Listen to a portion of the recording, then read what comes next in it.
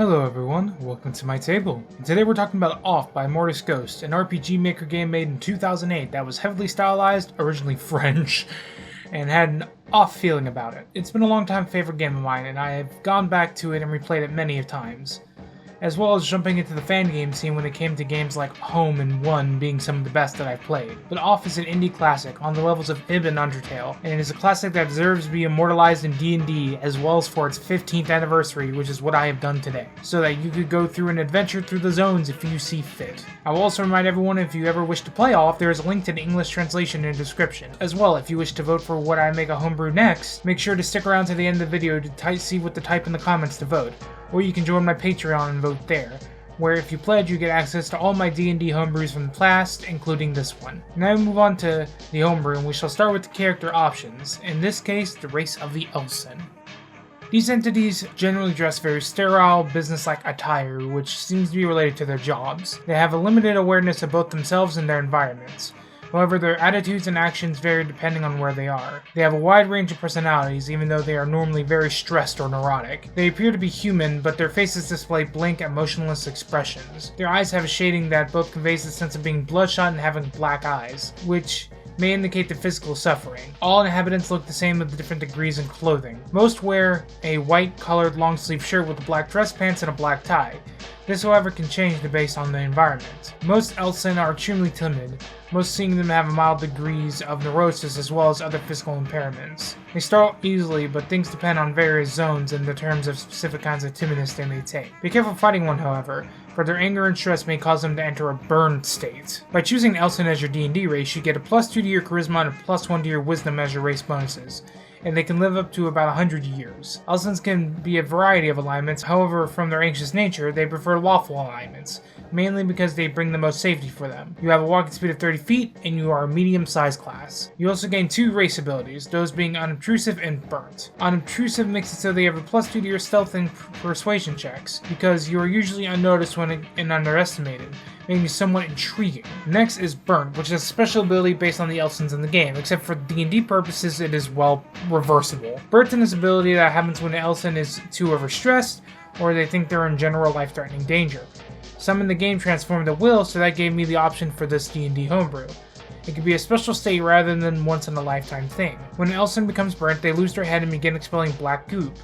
You can then choose to go into this form, and it'll last for a whole minute. While in this form, your charisma goes up by 2 to a max of 22, and you gain a claw attack that deals 2d6 poison damage. Your attack bonus is your charisma modifier. Once you transform into a burnt, you can't transform again until the next dawn. Aside from special abilities, you also gain a dark vision out to 30 feet, and you can speak common and deep speech. Up next comes the meat of this PDF, something that I am really excited for, the Purifier class. This class is similar to the Paladin, being a half-caster. However, it also has access to the Wizard spell list as well, making it have much more spell options than the average Paladin, as well as having cantrips, even though you are only start with 2 and you only get another every 4 levels or so. Now let's get into the class. Purifier is a person who pledges to purge the unclean, normally being undead or spirits. They tend to be cold and unfeeling depending on the past powerful fights and supreme amounts of loss. Many do not kill or attack of their own choice, but instead attack out of duty. Some get their spellcasting by a god they pledge to serve, while others get it from their sheer devotion to their path. There are many reasons why one might become a purifier. Some do it for their family, being a profession passed down in generations, while others might take it out of revenge. So with this, there are many ways to build a purifier. However, there is a quick build, making strength your highest ability score, followed by your constitution. Second, take the Far Traveler or Faceless background. Next, you have free choices of spells, but if you want my advice, for a level 1 Purifier, I say go with the cantrips Chill Touch or Firebolt, or Mending and Mage Hand, depending on what you want your Purifier to do. Then, take your first level spell, I would go with Wrathful Smite, or any smite of your choice, or Thunderwave. You gain a d10 for your hit die, and you have proficiency with medium and heavy armor, simple and martial weapons, and navigator's tools. You get to choose 3 skills you're proficient in, from acrobatics, athletics, deception, history, insight, intimidation, persuasion, and religion. You also have your starting equipment, which can be tailored to your liking, but you can find that info in the PDF. Now what you get for the class is the first level, those being spellcasting and the unclean feature. Spellcasting was I'm most excited about because it's something special. Since the Purifier gets their magic from their own body and vitality, I decided to make them a constitution caster.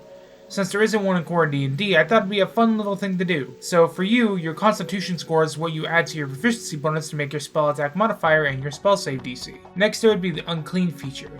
Starting at first level, your history with those who you specify as unclean gives you a bonus to certain attributes. You can choose to activate this feature, and when you do, you deal 1d6 radiant damage on each of your attacks with one of your weapons for 1 minute. This feature can be activated a number of times, equaling your proficiency bonus per long rest. This effect gains 1d6 of radiant damage at 5th level, 7th level, 10th level, 15th level, and 20th level, basically giving you a pretty good buff to your damage for the start of 2 minutes a day. Next, at 2nd level, you get your choice of fighting style. This can be anything from archery to two-handed fighting. It really depends on what you want to do with your purifier. Next, you would choose your subclass at 3rd level, the purifier path, but once we mention the rest of the class features, we'll come back to that. Then at 4th, 8th, 12th, 16th, and 19th level, you gain your ability score improvement or feat. Normal for a class like this. Then at 5th level, you gain an extra attack, being able to attack again on your turn. Being able to do this again at 13th level. Now you get to the more specialized part of this class, the add-on bonus, starting with 8th level with Alpha. You may use your action to summon a 15-foot radius circle on the ground within 30 feet of you. You can choose one creature within that circle, and that creature will have disadvantage to attack you. You can activate this ability a number of times, equaling your proficiency bonus per long rest. This lasts for 1 minute or until you dismiss it as a bonus action. So basically you zone someone in to give them disadvantage. It'd be your best interest to make sure they can't escape that zone by any means necessary. I like to flavor it as a white circle on the ground that makes it look similar to the add-ons in the game. Next at 10th level we have the Omega ability. You gain a +3 to hit them with it and deal extra damage, equaling your Constitution modifier. Your Alpha range also grows to a 30-foot radius at this level. You can now also move your Alpha radius as a bonus action. So now you can move your radius around if someone gets out, and now it's bigger, upgrading your Alpha range. Next at 14th level, you gain your Epsilon ability. You now have advantage to hit against creatures inside your Alpha zone, you gain an extra fighting style, and you can now cast Purify Food and Drink once a day without using your Purifier spell slots. Your Alpha zone also grows to a 45-foot radius. So now you get even more bonuses to your fighting styles, your Alpha zone, and an extra spell that has some flavor to do with the game. Next at 18th level, you gain an ability called Wide Angle. When you deal damage to a creature with your Unclean feature, you may also heal yourself or another creature within your Alpha radius half of the damage you deal. You also know if they have any damage vulnerabilities and what they are. This will tell you what damage type the creature is weak to, like how the Wide Angle ability works in the game. I feel like giving it to them at this level wouldn't make it too powerful. Then you get the ability Save Secret Base. Starting at 20th level, you may help your allies with the power you have carried all this time. You may forgo using your Unclean die for an attack for the next minute, but instead use them to heal each ally in your Alpha radius. Each creature healed this way was healed 36 hit points, will gain a physical barrier that will absorb the next physical or magical attack that they take damage from. Once you use this ability, you cannot use it again until you finish a long rest. So with this ability, it basically summons a one-time shield that will take any hit once, but then it'll shatter. You can also heal those in your Alpha radius when you activate this ability, which is a really good bonus. Next we move on to the subclasses, and we have two to talk about, those being the Batter Path and the Judge Path. We'll start with the Batter Path. Stoic, silent, clean.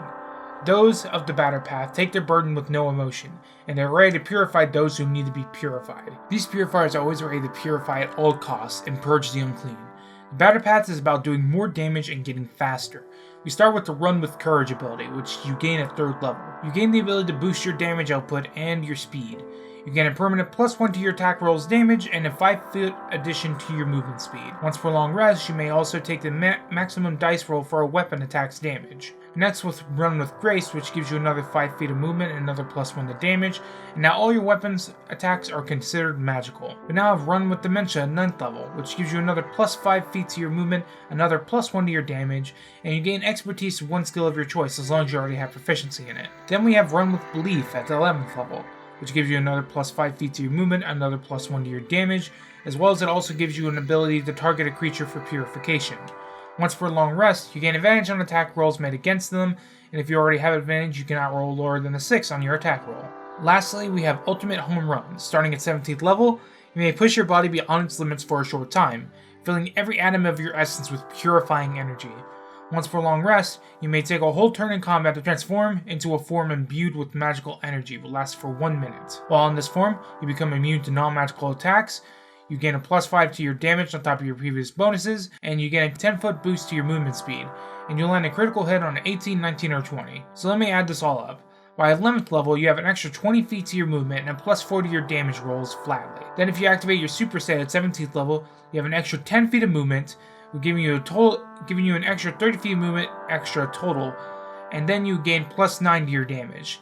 So as you can see, this class is all about movement and doing more damage, moving from one base to another base, and hitting as hard as possible. Next we have the Judge path, based on the Judge or Pablo from the game. Following the path of the Judge or Pablo, you purify only for just reasons, willing to make exceptions for the betterment of humanity or the overall good. You rely more on your intellect and spellcasting than the Battle path, but that also makes you a bit more dangerous and unpredictable.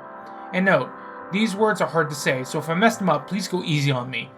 First is Aneurysm Rupture, starting at 3rd level. Your path has been set, and you're ready to take on the world. Whenever you cast a spell using the Purifier spell slot, you may add 1d4 to your damage of the damage's type. You may add a +1 bonus to your persuasion checks permanently as well. Your persuasion has to do with how the Judge prefers to talk through situations, and how he's away with words. Truly he does. Also, the extra damage to spellcasting is because Judge focuses more on his competences rather than his physical attacks. Next we have Unknown Sclerosis. I hope I'm pronouncing that right. Which gives you a bonus to your existing abilities, giving you a new one. You gain another d4 to your magical damage, and you gain another +1 to your persuasion skill. You also now have all your weapon attacks becoming magical. This happens in both subclasses, so that way one is not more powerful than the other. Atypical Sclerosis is next, which is where you really get the spice. Starting at 9th level, the Unclean have been shown to be as complex as you and I. You gather another 1d4 to your damage for your spellcasts, and you get another +1 to your persuasion. As well as this level, during a short rest once per day, you may replenish 1 through 3 spell slots of 2nd level or lower. You may choose between how many of each spell slot you replenish. Example, if you roll a 3, you can replenish 2 2nd level spell slots and a 1st level spell slot. You can also refill 3 1st level spell slots instead. This gives you more uses of your spell slots as a purifier with the limited slots you have. The next ability is Purulescent Sclerosis. I am pretty sure I pronounced that really wrong. But starting at 11th level, you have learned to use your other class abilities more efficiently. You can now choose a second creature in your alpha radius that has disadvantage on attacks against you. As well, your hit bonus from your mega ability is now a +5 instead of a +3. So now you get a boost to your class abilities. Lastly, we have Staggering Sclerosis. At 17th level, you have reached the peak of your powers. A third person in your alpha radius now has disadvantage to attack you. You gain resistance to magical attacks, having the damage you take from magical attacks being halved, as well as you can now cast Spiritual Weapon once a day without using a spell slot. So you're a much more powerful spellcaster with resistance to magic because your form is filled with so much. As you can tell, each Purifier subclass specializes in certain things. The Batter path specializes in straight damage and hitting people with your physical attacks, while the Judge path is more about your spellcasting and use your class abilities to your advantage. I may add more subclasses in the future, but who knows. Up next, we work on the Bestiary, and we have quite a number of beasts, where I managed to make a stat block for every enemy in the game. Now, for the enemies, every Spectre has similar characteristics. For every Elson, they share their own type of characteristics. There is the same type for that creature.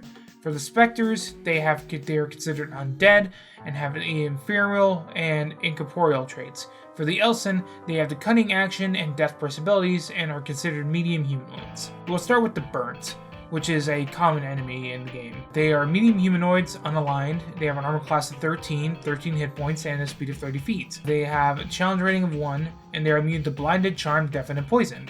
They have a blind side of 30 feet, and they are blind beyond this radius. They have the ability Blind Panic. The Burnt will attack the closest creature within range no matter what. If there is more than one, they roll randomly to see who it attacks.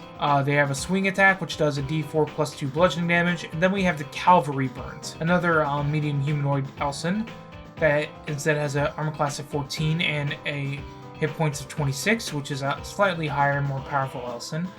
They have a challenge rating of 2 and have the Blind Rage ability. The Cavalry Burnt will attack the creature who has dealt them the most damage during the previous turn. If no damage is taken this way, they will attack the closest creature. They also do 1d4 more necrotic damage in their Death Burst ability. The Claw attack also does a d6 of slashing damage instead of a d4 bludgeoning damage. Up next we have the Common Spectre. It has an armor class of 10, 7 HP, and a hover speed of 25 feet. They have the Pack Tactics ability, and they have a Ghost Touch attack which does cold damage. Up next we have the Crown, which is a special little undead.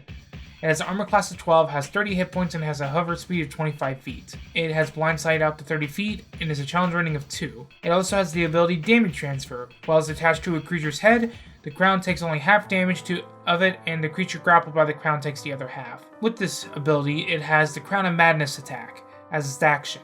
The crown to make a grapple check against a creature within 5 feet of it, and on a success, it will plant itself upon the creature's head and automatically cast the Crown of Madness spell. It's a pretty fun little enemy to put up against your players. Up next we have the first boss, and each boss I have specifically made out so that it is 2 challenge rating above each time, so that you could go up every time there's 2 level ups before each boss. So that way it can be an even upping of the challenge. First we have Didon, who is a large humanoid and is lawful evil.